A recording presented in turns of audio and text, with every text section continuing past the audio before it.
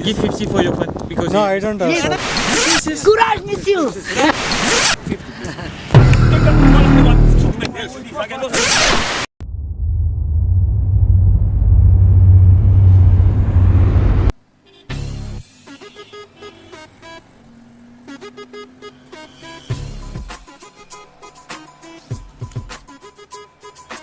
Hello guys, எல்லாருக்கும் வணக்கம்.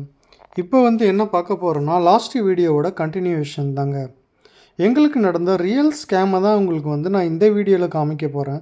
So இந்த வீடியோவை நீங்கள் ஸ்கிப் பண்ணாமல் பாருங்கள், மறக்காமல் சப்ஸ்கிரைப் பண்ணி பாருங்கள். கைஸ், லாஸ்ட் வீடியோ பார்த்து உங்களுக்கு தெரியும் நான் இப்போ எங்கே இருக்கேன் அப்படின்ட்டு. இப்போ நம்ம அந்த ஒலிம்பிக் ரிங்கெல்லாம் தாண்டி இந்த ஈஃபில் டவர் இருக்குது பார்த்தீங்களா, அதுக்கு பக்கத்தில் தாங்க இருக்குமே, சரிங்களா. ஸோ இது நைட்டில் இந்த இடத்துல ஃபோட்டோ ஷூட்லாம் எடுப்பாங்க. ஸோ ரொம்பவும் நல்லா இருக்கும் இந்த ஃப்ரேமில் உங்களுக்கு நீங்கள் எடுக்கும்போது. இன்கேஸ் நீங்கள் வந்தீங்க அப்படின்னா நீங்கள் இந்த இடத்துல எடுங்க, உங்களுக்கு ரொம்பவும் நல்லா இருக்குங்க. ஸோ நெக்ஸ்ட்டு இங்கேருந்து நான் எங்கே போக போகிறேன்னா, அந்த ஒரு பில்டிங் இருக்கும் ஓகேங்களா, அந்த பில்டிங் மேலே இருந்து நம்ம பார்க்க போகிறோம் ஈஃபில் டவர் எப்படி இருக்குன்ட்டு.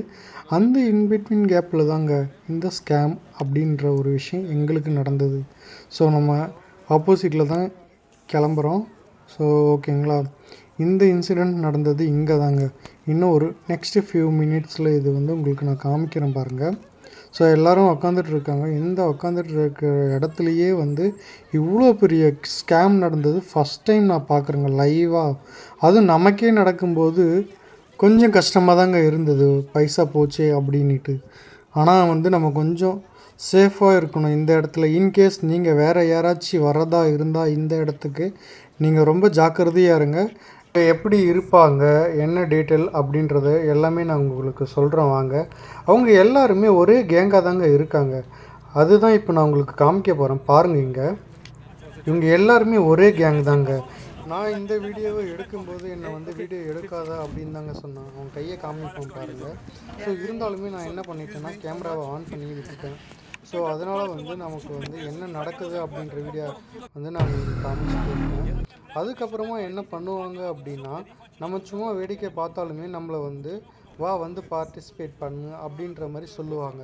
நம்ம நினைப்போம் சரி சும்மாதை அப்படின்ட்டு, ஆனால் அந்த மாதிரிலாம் இல்லைங்க.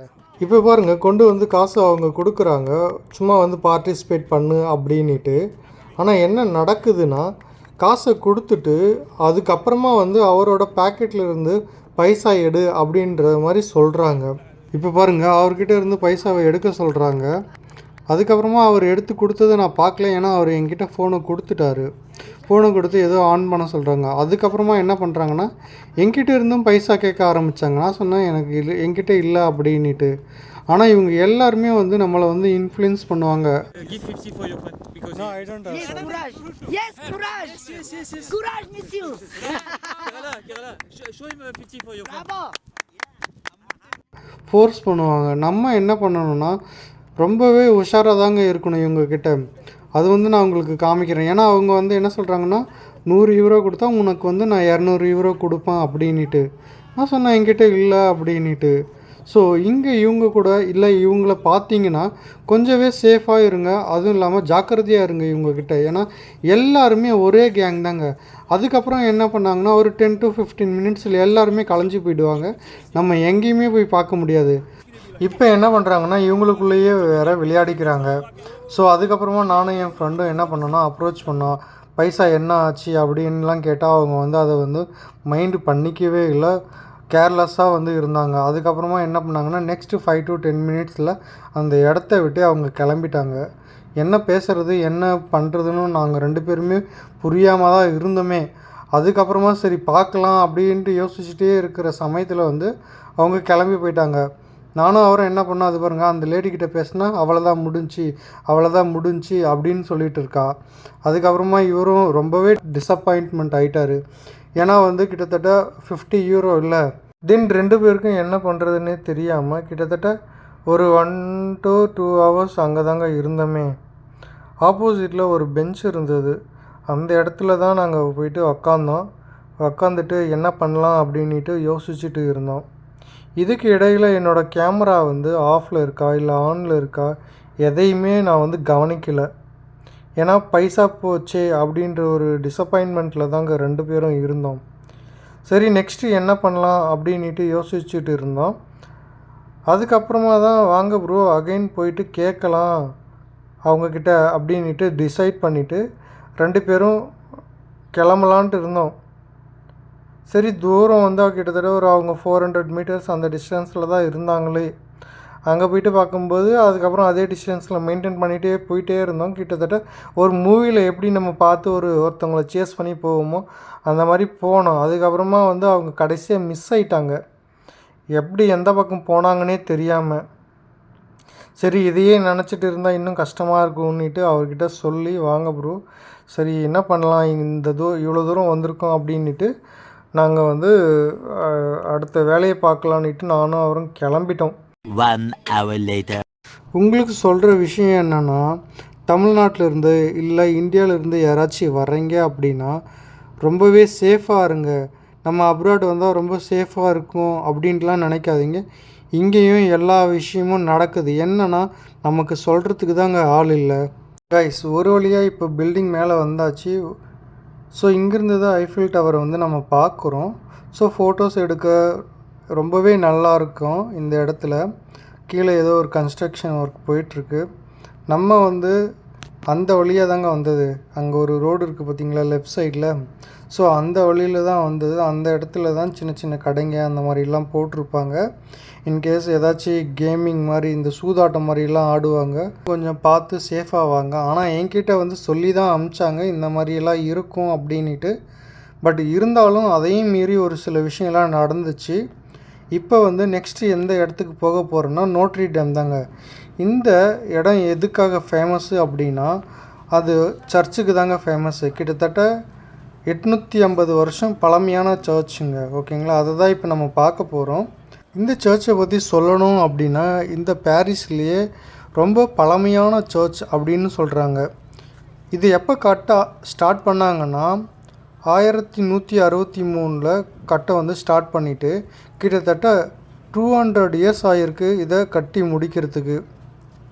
ஸோ அந்த அளவுக்கு பழமையான சர்ச்சுங்க. ஓகேங்களா, கட்டுறதுக்கே இவ்வளோ வருஷம் எடுத்துக்கிறாங்கன்னா அப்போ வந்து உள்ளே எப்படி இருக்கும்?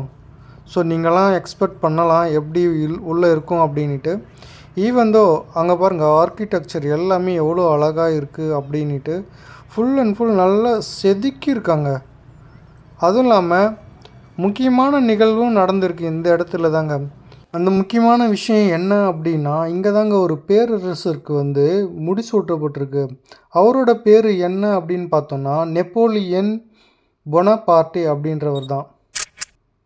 ஸோ இந்த இடத்துல தான் வந்து அவருக்கு வந்து ஒரு கிங் அந்த பொசிஷனை கொடுத்துருக்காங்க. இப்போ பார்க்குறோம் பார்த்தீங்களா, இது தாங்க பாரிஸோட ஸ்ட்ரீட். எப்படி இருக்குது பாருங்கள் பில்டிங்ஸ் எல்லாமே. நம்ம யோசிப்போம் இந்த பில்டிங்லலாம் யார் தான் இருப்பாங்க, யார் கட்டினாங்க அப்படின்ட்டு. ஏன்னா ஒரே மாதிரி தாங்க இருக்குமே எல்லா பில்டிங்குமே. அதுக்கு பின்னாடி பாருங்கள், அதுக்கு சைடில் பாருங்கள். ஸோ எல்லாமே ஒரே மாதிரி தான் இருக்கும். எப்படி கட்டினாங்க, யார் தான் இருக்காங்க அப்படின்ற மாதிரி இருக்கும். அவ்வளோ மக்கள் இங்கே இருக்காங்களான்னுட்டு. ஸோ பார்க்கவும் நல்லா தான் இருந்தது. ஆனால் ஒரு சில விஷயங்களும் இங்கே நடந்துட்டு தான் இருக்குது. எல்லா இடத்துலையும் இருக்குது, பட் இந்த இடத்துலையும் இருக்குது. அது நமக்கு தெரியாமையே வச்சுருக்காங்க. ஸோ இப்போ நான் எங்கே போயிட்டு இருக்கேன்னா நெக்ஸ்ட்டு உங்களுக்கு தெரியுமா தெரியாதான்னு தெரியாது. ஆனால் இங்கே வந்து தமிழர்கள் வந்து அவ்வளோ அதிகமாக இருக்காங்க. அந்த அளவுக்கு தமிழ் கடைங்க இருக்குது. தமிழர்களுக்குன்னு ஒரு ஏரியாவே இருக்குது. அங்கே தாங்க நாங்கள் போயிட்டுருக்கோம். கிட்டத்தட்ட ஒரு 2-3 ஸ்ட்ரீட் ஃபுல்லாகவே தமிழ் கடைங்க தான் இருக்குது. எங்கே பார்த்தாலும் தமிழர்கள் தான் இருக்காங்க. இலங்கை தமிழர்கள் இருக்காங்க, நம்ம ஊர் ஆளுங்க இருக்காங்க, எல்லாருமே அங்கே இருக்காங்க. இன்கேஸ் உங்களுக்கு தமிழ் ஃபுட்டு நீங்கள் இந்தியன் ஃபுட்டை மிஸ் பண்ணுறதா இருந்தால் நீங்கள் அங்கே போனீங்கன்னா சாப்பிட்லாம். டெம்பிள் இருக்குது. ஸோ நல்லா அங்கே போனீங்கன்னாவே வைப்பாக தாங்க இருக்குமே. தமிழ் கடைங்க இருக்குது. கடைங்கன்னா என்ன, நீங்கள் ட்ரெஸ் எடுக்கணுமா அதுக்கு ஏற்ற மாதிரி இருக்குது, ஃபுட்டு சாப்பிட்ணுமா அதுக்கேற்ற மாதிரி இருக்குது, ஸ்நாக்ஸ் சாப்பிட்ணுமா அதுக்கேற்ற மாதிரி இருக்குது. ஸோ உங்களுக்கு என்ன வேணுமோ நம்ம போனோம்னா அங்கே போய்ட்டு இந்தியாவில் என்ன சாப்பிட்றோமோ அங்கே போய்ட்டு நம்ம சாப்பிட்லாம் அங்கே ஸ்நாக்ஸு. ஸோ நம்ம இந்தியாவை மிஸ் பண்ணாத மாதிரி ஃபீல் வேணும்னா அங்கே போனீங்கன்னா தாராளமாக நீங்கள் போய்ட்டு சாப்பிட்லாம். கைஸ் பாரிஸில் வந்து உங்களுக்கு எல்லாருக்கும் தெரியும் இங்கே ஒரே ஒரு டெம்பிள் தான் இருக்குது அப்படின்ட்டு. ஆனால் இல்லைங்க, இன்னொரு டெம்பிளும் இருக்குது. அது ஒரு ஸ்ரீலங்கன் வந்து நடத்திட்டு வராரு. இல்லாதவங்களுக்கு சாப்பாடு போட்டுட்டும் வராரு. அது ரொம்பவே அருமையாக பண்ணிட்டு வராங்க. அது எந்த இடத்துல இருக்குது, எங்கே இருக்குது, எல்லா டீட்டெயிலையும் நான் உங்களுக்கு கொடுக்குறேன். பாரிஸில் வேறு என்னென்ன விஷயங்கள்லாம் இருக்குது அப்படின்ட்டு நீங்கள் தெரிஞ்சுக்கணுன்னா இந்த வீடியோவை வந்து நீங்கள் கண்டினியூஸாக பார்த்துட்டு வாங்க. அதே மாதிரி உங்களுக்கு இந்த வீடியோ பிடிச்சிருக்குன்னு நினைக்கிறேன்.